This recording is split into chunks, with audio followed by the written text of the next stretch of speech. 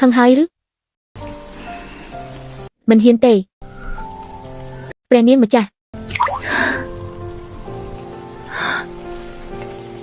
លីយ៉ាវតើអ្នកដឹងទេថាប៉ុន្មានថ្ងៃនេះខ្ញុំស្អប់អ្វីបំផុតស្អប់អ្វី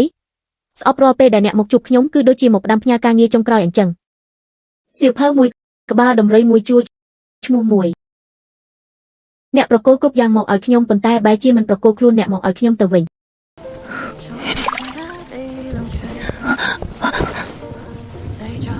អ្នកខ្លាចអ្វីខ្លាចប៉ះពាល់ទ្រង់អ្នកមិនមែនខ្លាចប៉ះពាល់ខ្ញុំទេគឺអ្នកខ្លាចថាពេលប៉ះហើយនឹងទ្រាំមិនបានទៀតអបខ្ញុំ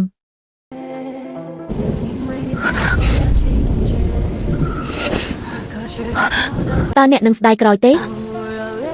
ខ្ញុំស្រឡាញ់អ្នកតាំងពីអាយុ16រហូតដល់អាយុ22ឆ្នាំអ្នកនៅតែសួរខ្ញុំថាស្ដាយក្រោយឬទេទៀត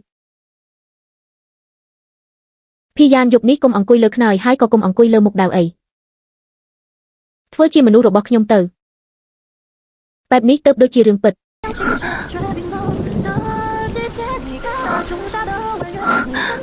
កាលពី6ឆ្នាំមុនពេលអ្នកដុតភ្លើងនៅរាជវាំងបូព្រាតើអ្នកខ្លាចដែរឬទេខ្លាចភ្លើងឆេះមិនធំពួកវានឹងរកខ្ញុំឃើញហើយក៏ខ្លាចភ្លើងឆេះធំពេកខ្ញុំពិតជាចេញមិនរួចចុះហេតុអ្វីបានជាអ្នកនៅតែហ៊ានព្រោះបើមិនស្លាប់ម្ដងទេទូបង្គំមិនអាចត្រឡប់មកក្បែរទ្រង់វិញបានឡើយត្រង់នេះមិនមានរបួសទេទ្រង់អាចប៉ះបានត្រង់នេះជាណាស់ហើយចុះជីវិតវិញជីវិតក៏ជាណាស់គឺជារបស់ទ្រង់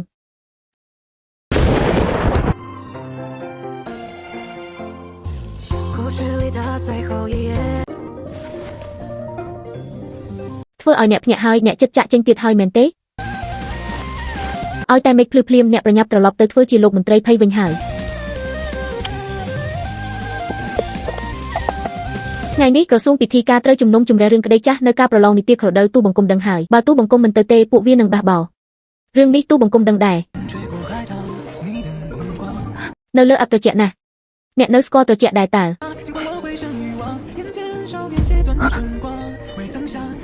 ភីយ៉ានទូបង្គំនៅទីនេះបើថ្ងៃនេះអ្នករងរបួសទៀតខ្ញុំនឹងទៅបាក់ពួកលូប៊ូលូបឺដោយផ្ទាល់ដើម្បីនាំអ្នកត្រឡប់មកវិញមិនអីទេកាលពីយប់មិញអ្នកក៏និយាយថាមិនអីដែរ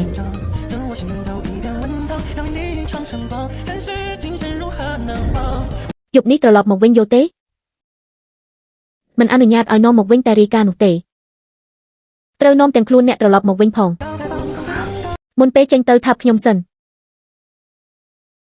មិនមែនអ្នកបម្រើនឹងព្រះនាងម្ចាស់ទេឈិនវីនិងនិងលីយ៉ាវឡាយ៉ាវ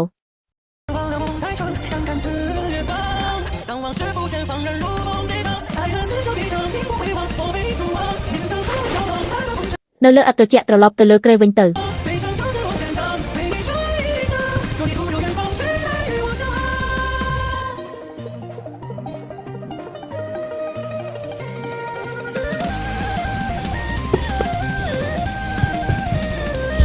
សិនវៃនីងភ្លើងនៅរាជវាំងបូព្រានោះគឺអ្នកជាអ្នកដុត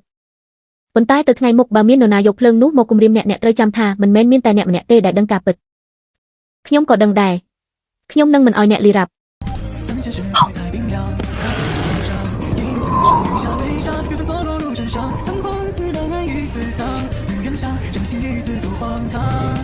天涯浪花，微笑散尽我青春迷茫，落在怀里我胸膛。